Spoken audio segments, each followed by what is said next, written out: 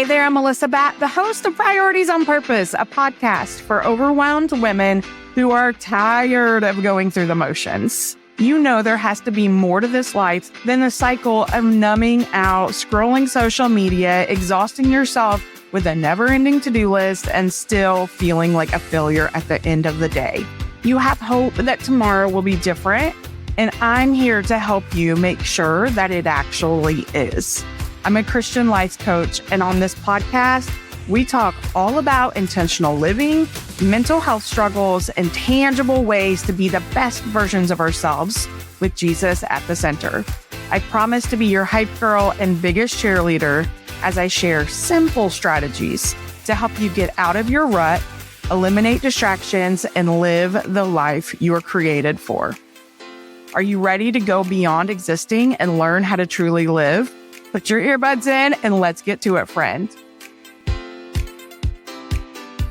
Hey, friends. Welcome to another episode of Priorities on Purpose. I'm your host, Melissa Batt. I'm a Christian life coach and a faith mentor. What is a faith mentor? Did I make it up? Perhaps. But I wanted to put something there so you knew that if you wanted a safe place or someone to help you grow your relationship with Jesus, that I can do that for you. Like, I love helping women. I can't even tell you, like, when I started coaching, I had no idea some of the work that I would be doing with my coaching clients. I had no idea how most of it would be related to their relationship with God. But it has been such a joy to see that and learn that because I had no idea. I'm just over here doing what God tells me to do and saying yes to things God tells me to say yes to. And next thing I know, like, I'm helping women grow their relationship with Jesus. And it's been so cool. It doesn't matter where you are in your walk with God. If you want to grow further, I think it's something that we could explore and see if I would be a good fit for you. Like, that's my heart's desire, is for you to grow your relationship with God deeper. We can always go deeper. If you think that you have arrived, you haven't arrived to be in that place where Jesus wants you until you get to heaven. Okay. And so there's always work to do to grow closer to God and be less of ourselves. And I mean, I feel like I'm already off topic with where we're going this week, but I just want to throw that out there, that if you have questions about God or church or reading your Bible, I would love to help you with that. I don't know everything. I don't have all the answers, but I feel like I can do a pretty good job of finding an answer if you have a question that I can't answer. All that to say, I've added that in there of like, I'm a faith mentor. And so I just want to help you grow your relationship with Jesus. That's it. Today's episode is about a question that I get often. And it is like, what do you do? You're a life coach. What do you do? I think it's really easy when I had the business part in there and people knew that I worked with direct sellers. But now that I'm focusing more on life, what does that look like? Basically, I want to help you be more intentional to live out your priorities. What are your priorities? Where are you off track? I want to help you stay on track. I want to help you do better. I want to help you put God first. Put your kids up there before your work. I want to help you prioritize your health because your health is important and we are very quick to neglect ourselves. That's what I do. I want to help you get your priorities in check and live with intention, to live outside of your comfort zone or right on the cusp of your comfort zone so that you can rely on God more and rely on yourself less. So I thought the best way to do this, just give you some examples from some of my coaching clients. Some of my coaching clients, all of them right now actually are using the process that I taught last year and the year before, the 12 Weeks to Success. The workshop needs to be redone, but It's out there. I think the replays are visible somewhere. You want them, let me know and I will send them to you. I should just record them for the podcast. That I think would be the best way to do this because I do think it's helpful for everyone. So the 12 Weeks to Success workshop is based on a book I read by Brian Moran called The 12-Week Year. So good. It's this idea of instead of doing like New Year's resolutions or whatever, you do 90 days at a time, 12 weeks, and you will get so much more done in those 12 weeks. And so every one of my coaching clients is currently utilizing that. So how do we set this up? They've been through the free workshop and they understand the process. This time, though, I will tell you that I've taken them deep. We're looking at their action plan on every single call. Like, where are you at? Where are you falling short? Because what we're finding, or what I'm finding, is there's a lot of gaps when we are coming up with an action plan. We miss a couple of the things that are really, really detailed. And because those things aren't written out, we don't get as far as we thought we would get. And so to come up with the action plan, though, of course, you have to have a goal. How do you set a goal? What kind of goal do you set? I have challenged my coaching clients to not set a goal that they aren't most in control over. What does that mean? That means that I don't want them to set a goal of making $500. Let's say they need extra money because they're wanting to get out of debt and they're like, I need to make $500. I will help them do everything possible, but ultimately, that's God. God's either going to give them that money or not, but there are actions they can take that we can use to create an action plan that will have them showing up to have the best chance of getting that $500 or losing 20 pounds. Maybe they want to lose 20 pounds or they want to get their blood pressure in check. We're ultimately not in control over the amount of stress that we have in our life, but we can do things consistently and take action in areas that are going to make that outcome the most possible. Does that make sense? And so, example, one coaching client, her goal is very much to put extra attention on her husband. And so what does that look like? So every week she has specific things that she wants to do. So her husband knows that he is loved, he is valued and appreciated. And she wants her husband to see Jesus in her, but also just to feel treasured and loved. And so it's been really cool to help her make out an action plan for how she's going to do this, whether it's love notes or just doing some of the things that he really appreciates that maybe she doesn't necessarily appreciate, being intentional in that area. So each week we go over that goal. And some of the goals that my coaching clients have, they are easier than others. Some of them, it's just about action and being consistent. All of them are about action and taking action, obviously, but it's about being consistent. So some goals will only require like setting a date and saying like, okay, on this date, I'm going to do this. On this date, I'm going to do this, and then doing it. Others, it's more complex. It requires more steps. So it's not like, when I wanted to jump rope, that was one of my goals at one point. I wanted to jump rope for 30 minutes by the end of 12 weeks. So to be able to jump rope at the end of 12 weeks, that meant that, by week 6, I needed to be able to jump rope for 15 minutes without dying, right? And so it was about consistently jumping rope. When I wanted to create this podcast, it was way more complex because I had to go through the course. I didn't even know what I needed to do because I'd never done it before. And so some of those steps are going to be a little harder. And I think that's where the accountability is really, really necessary. I actually coach a few that are still in direct sales or have quit over the last few years. And so one that I'm thinking of, like her goal is to sell cash and carry.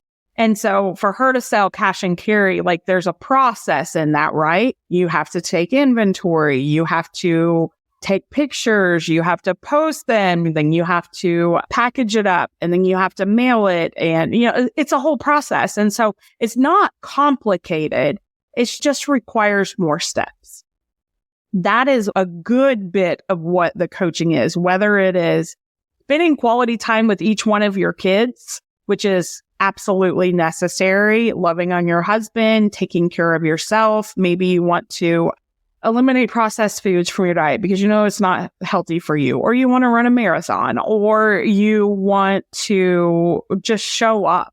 You want to go to church or volunteer in your church, or you want to read through your Bible, or you want to have more fun. That's been a goal that has been really fun. So I coach a lot of high achievers. And do you know how many high achievers do not know how to have fun or don't even know what is fun? That has been fun. And I've coached multiple people through just having fun. So obviously there's a lot of different things, but basically it's that each thing that I help you with is to help you move forward. So we spend time on those things for our goal that is specific for that 12 weeks. But we also do more than just that.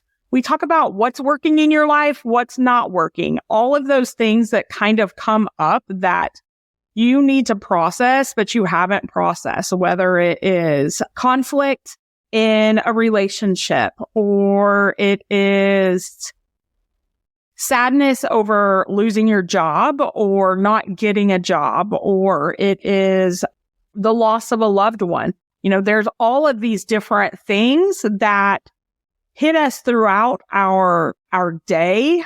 Even that, like each day, like there are so many things that happen that we sometimes don't even take time to process, that if we were to take time and process would be way beneficial for us. And so I kind of help with that, or just, creating systems. I want to declutter. I've helped people declutter their homes one little thing at a time, which, by the way, if you want to declutter, one of the first things I will tell you is you have to stop bringing things in your home, which means you probably need to stop shopping all the time. And if you're shopping all the time, it is probably related to you using it as an escape from your reality because you don't want to feel what's going on and like deal with what's really going on in your life.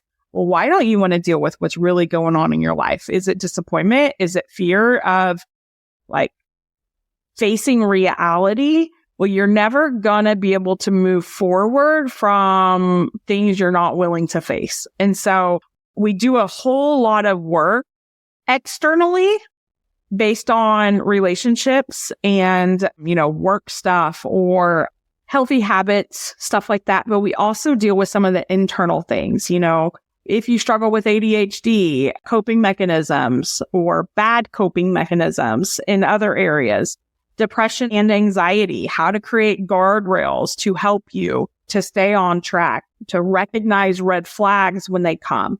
Those are just some of the things that I do as a life coach. I actually have this written out and I have not even shared a minute of it yet, but I had this written out for 4 steps to working together, broken down. So the first step, we identify what's working, what's not. We diagnose. My mission is to help women circle the wagon and get things in order because God says you need to get it together. And that isn't a bad thing. It's not to scare you, but to prepare you that when you are living for God, the enemy is going to come to steal, kill, and destroy. And there are things that you could do to prevent some of that from hurting as bad as it is. So we need to get it together. So we identify what's working. We identify the gaps and the cracks and the areas where you're numbing out or feeling overwhelmed or living on autopilot. And then the second thing we do is we define specific goals to prioritize what's most important. We become very clear on what we want the outcome to be because sometimes we're just going through the motions and we don't even recognize it. And the definition of insanity is doing the same thing over and over and expecting different results. My mission is to get you off the hamster wheel. The third thing we do is creating that action plan. I help you create an action plan that is doable and will help you meet your specific goals. I see the blind spots. I can see what you're missing. You may be self-sabotaging, but you don't even recognize it's self-sabotage because you're not even doing it on purpose. It's just something that like there's a block there. And so I help you recognize when there's something blocking you so that you can like identify it and be like, okay, why am I not doing this? Is it fear of rejection? Is it fear of being seen? Is it comparison and comparing yourself or your insecurities, like all of that stuff? And then the fourth thing is I work with you weekly to hold you accountable, to talk you through what went well, what didn't, tweak the plan if necessary in real time. So weekly, we kind of go over what's going on. Is there something that was missing? Are you having a hard time working on that week's task list? What most people do, especially when you're not working with me, like you put something on like, week 3, I'm going to run a mile. But week 1 and 2, you never went and bought tennis shoes and you never walked a mile. Do you see why you're struggling to run a mile? That's a obvious issue, exaggerated, but it's the same kind of thing where we sometimes miss these tiny little baby steps in between. And we think, I need to right now. Okay. One of my goals, this isn't a goal of mine, but it should be a goal of mine, is to get rid of all of the product I still have from when I was in direct sales. I have gigantic totes full. Lots and lots of money that I could be making if I would just list the darn stuff on Poshmark. But I haven't done that. And so if I were to do it, one of the things might be like putting it in bite size, like 10 minutes of, taking a tote and taking pictures of what's in it. And that's it, like just 10 minutes and then moving along.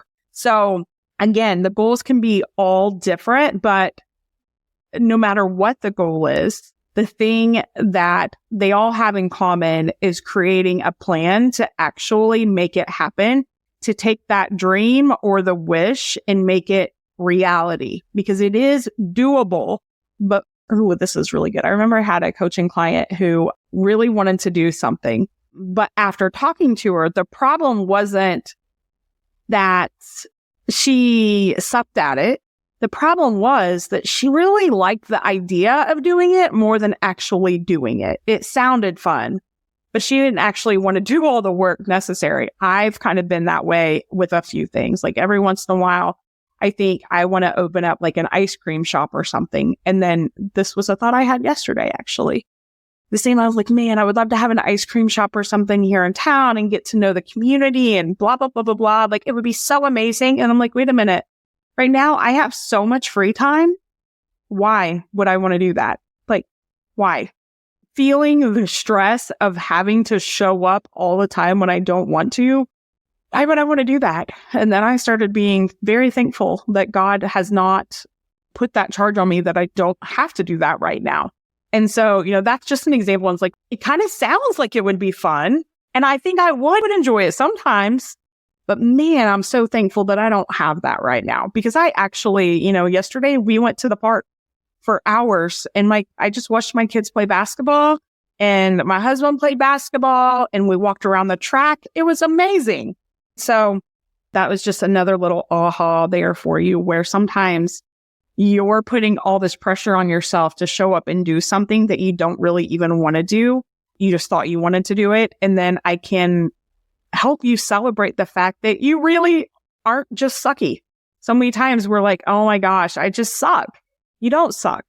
And I can help you see that you don't suck. I can help you see the blinders, the things that are getting in the way of you actually achieving your goals. Normally it is lack of boundaries or, the missteps. That's normally where you're trying to go ahead 5 steps when really your steps need to be like way smaller and broken down into smaller chunks. That's what I do. Jesus is always at the center. Sometimes I will ask you if I can pray for you. and I am there to support you when you are in your head.